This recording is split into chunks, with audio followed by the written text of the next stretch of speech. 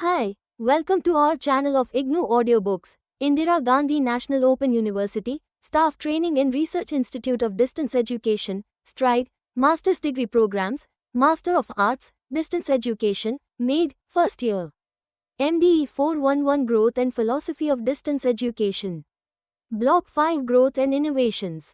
Unit 9, The Problem of Creating a Discipline of Distance Education. John J. Sparks, 1987.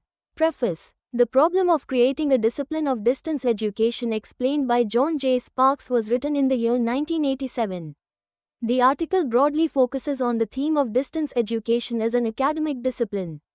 The article raises conceptual issues of distance education discipline and explanations. After passing the 3 decades, the debate is still valid with the innovation, creativity and best practices undertaken by the Indian distance education. After going through this article, readers will make an attempt to discuss the issues related to discipline of the distance education. The editor hopefully believes that the debate would lead the issues of professionalism in education in general and distance education in particular. Introduction. Teaching at a distance is a growing activity and has a range of problems and solutions. So there seems to be a prima facie case for thinking of it as an academic discipline in its own right, even though it also can be thought of as merely a part of the discipline of education. It is interesting and significant, however, that many people are reluctant to concede that education itself, as it is in universities today, is a proper discipline, for reasons which might be inferred later in this article, and so the question of what we mean by a discipline immediately arises. But this question is, in any case, at the heart of the topic under discussion, so I will discuss it first. I shall then argue that distance education, though not mature enough yet, could well become a discipline. And so, finally suggest what is yet needed academically if it is to become one. What is a discipline? Obviously, an academic discipline is an area of academic interest, and one that poses sufficient problems to stimulate research, and one that leads to the publication of journals in the subject area. But these on their own are not enough. There are many specialist fields of interest which have these properties but which are not thought of as academic disciplines. Even appointing a professor in the field of interest does not establish its credentials as a discipline. Since there are many professors who only cover specialist areas within a discipline. Together with other professors, in related specialism, they may cover a field that is regarded as a discipline. A discipline must, of course, start somewhere, and the general acceptance in the academic community of the emergence of a new set of problems is an essential precursor. Appointing a professor in a new field is both an expression of this acceptance and an important step along the road towards the establishment of a new academic discipline. Usually the area covered by such an appointment is a subsection of an already existing discipline, or is concerned with areas of overlap between one discipline and another, such as biotechnology or applied mathematics. They become disciplines in their own right if they grow in various ways, which we must discuss in a moment. Failure to grow in some of these dimensions seems to result in a discipline being thought of as a proper discipline. However, observations like these, even if true, do not represent more than an introduction to the problem of establishing what is meant by the word discipline. There are 3 well-tried ways of establishing the meaning of words, as follows. One is to find out what most people think it means, since there is some truth in the saying that, where the meanings of words this approach is valid, but with more specialist words, such as discipline, in the academic sense, the empirical must restrict itself to a more specialist group, mostly academics in this case. Then there is the Delphic method, in which acknowledged authorities are consulted and their collective view is distilled in an oracular statement. This method has, for example, been used to establish the meaning of distance education by Keegan. Finally, there is the analytical approach, which tries to specify the meaning of a word in terms of the concepts and content it embraces. As compared with the analytical approach, the empirical and Delphic approaches gain in acceptability, but lose in precision. My earlier observations amount to no more than the beginnings of an empirical approach. They serve to outline the shape of what is meant by a discipline, but are not specific enough to be used as means of delineating its boundaries with much clarity. The analytical approach added to such an outline can fill in the details and establish whether the more precise meaning that emerges makes sense conceptually. In this paper, I intend to focus only upon the analytical approach. The analytical approach. Let us begin with the idea that a discipline is indeed an area of interest, within which research can take place and which has a journal or two devoted mainly to it, and let us ask in what ways it must grow in order to become acceptable to the academic community as a discipline. The answer is, I think, that it must grow in degree of relevance to real and important problems. These problems can take various forms. Some are of practical importance, e.g. engineering. Some are concerned with knowledge for its own sake, e.g. cosmology. Some are concerned with the interpretation of events, e.g. history, literature, etc. The importance of these problems must, in the end, be accepted by the academic community even if interest in them originated elsewhere in society. It must grow in theoretical and conceptual depth. It must develop its own conceptual structure, that is, there must be a complex set of interrelationships between its fundamental ideas. Let us consider each of these in turn. Since each of these ideas is wholly abstract, the concept of growth is itself not an easy one. Indeed, if they are to be given any meaning, they must have some relationship with reality. The phrase, degree of relevance, is not easy to pin down since it covers a wide range of ideas. Measures which seem appropriate to it include a. Number of students interested in studying it. b. Number of other disciplines that apply, use or build upon its theories and data. For example, the understanding of most subjects, from politics to physics, is helped by the insights drawn from history. Equally, most sciences build upon physical principles, etc. The range of key concepts and theories that are characteristic of the subject. d. The number of specialism it embraces. For none of these measures, even if they can be determined exactly, is there a threshold value which must be exceeded. All, however, must be in the plural, and the wider the relevance the better. There are several levels of conceptual depth in the theoretical development within a particular subject. The simplest categorization is as follows. At the most superficial level are empirical generalizations or laws that are true within specified limitations, e.g. Boyle's law in physics. At the next level are explanations of these laws, often in terms of abstract concepts, e.g. kinetic theory or atomic theory in physics. At the deepest levels are those theories which express relationships between these abstract concepts, e.g. thermodynamics or relativity in physics. An area of intellectual interest that concerns mainly with nothing deeper than empirical generalizations or that only deploys theories derived from other disciplines tends not to be acceptable as an academic discipline. The idea of conceptual structure is best exemplified by the paradigms brought into prominence by Kuhn in 1962. Perhaps the unequivocal text for a discipline is whether it has developed its own paradigms. It seems that it is of the nature of a paradigm to defy precise definition, though it underlies and sets the profile for much of the thinking within a discipline. At the heart of a paradigm lie the core theories that those within the discipline, the disciples, accept as proven, and which they protect in the face of contrary evidence, by auxiliary theories. So, conceptual structure is much concerned with mutual support provided by the theories that are active within the discipline. For example, in Newtonian mechanics it is accepted that a gravitational force of attraction exists between bodies. But when some bodies, such as magnets or electrically charged bodies or elastic bodies in compression repel one another, gravitation is not rejected, it is protected by further theories of magnetism or electricity etc. Few disciplines actually develop their own paradigm and so acquire this unequivocal qualification for recognition as a discipline. It is a sufficient, but not a necessary, condition. At least, however, a discipline should be reasonably rich in the structure of the understanding its students are required to learn. It is to be regretted, I think, that this kind of structure is already responsible for the difficulty academics have in embracing disciplines other than their own, but, then such is the nature of academia. The foregoing are general criteria for the establishment of a discipline. How do actual disciplines conform to these criteria? Electronics is example of a branch of a larger subject, electrical engineering, that has emerged as a new discipline in its own right since World War II. Let us put it to the test. Nowadays there can be no doubt about the numbers of students who wish to study it or about the growth in areas of relevance that it embraces, from hi-fi, computers and satellites to artificial intelligence, feedback and control. Nowadays it embraces a number of quite fundamental theories, including information theory, network theories, control and feedback theories, which are finding application in many other disciplines. One measure of the depth of a theory is the degree to which it can be used for creative work.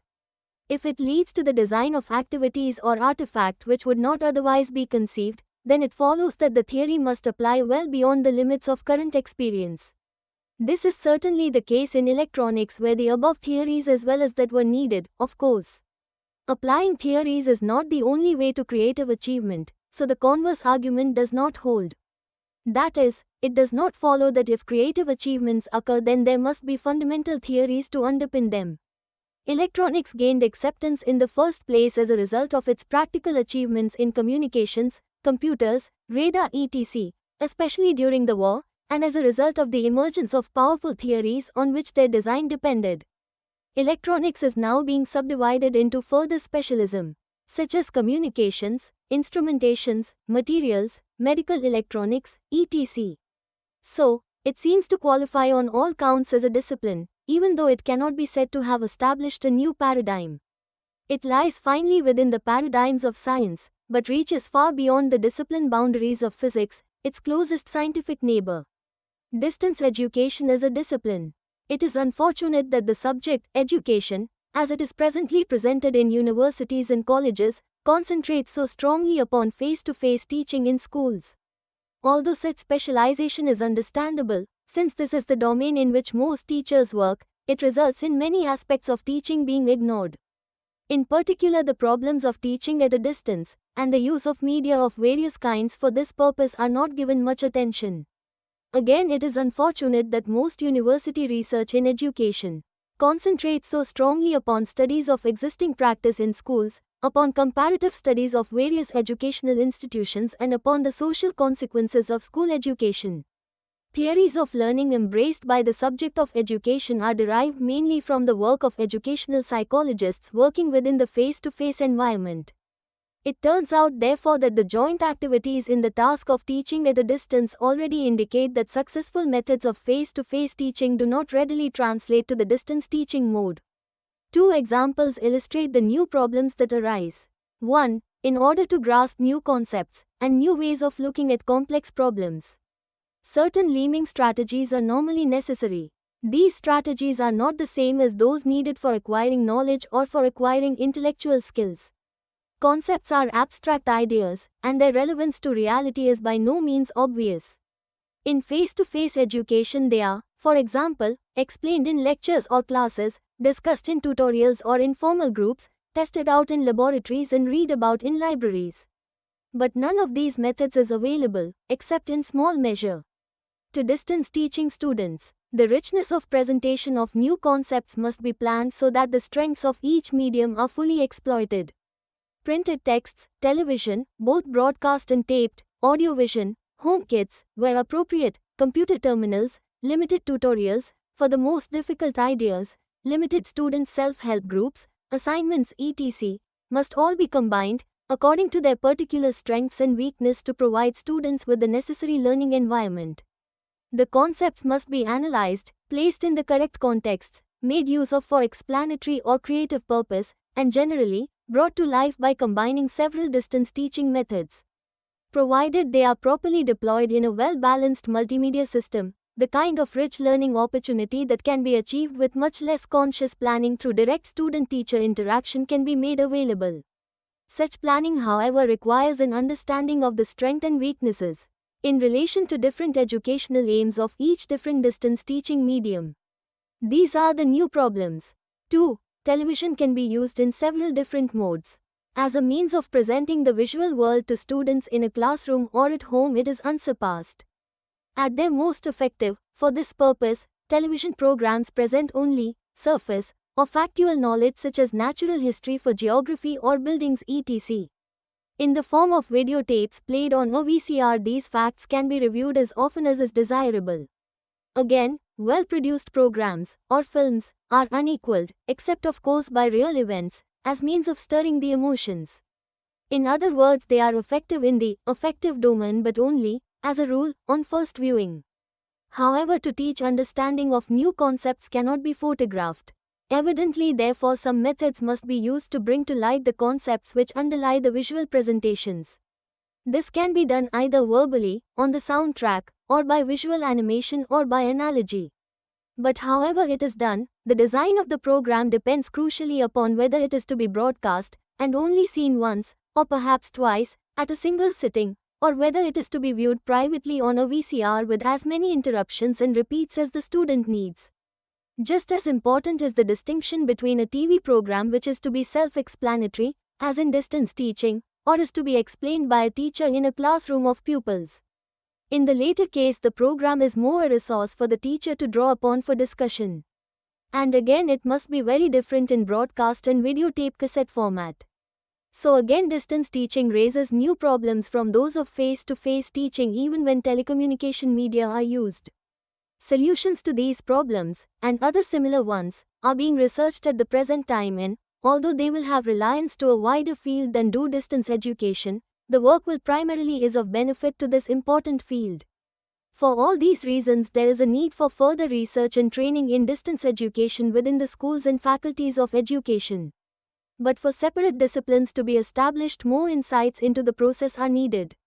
Examples of topics about which analyses and theories are needed include 1. A new taxonomy or categorization of educational aims and types of courses, bearing in mind the wide range of courses required by part-time, home-based students.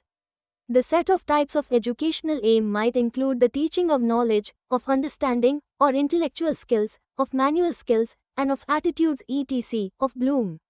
The set of types of courses might include awareness courses, training courses, updating courses, academic courses, upgrading courses, etc. These different types of courses contain different mixes of the various kinds of educational aims, and must therefore be designed differently.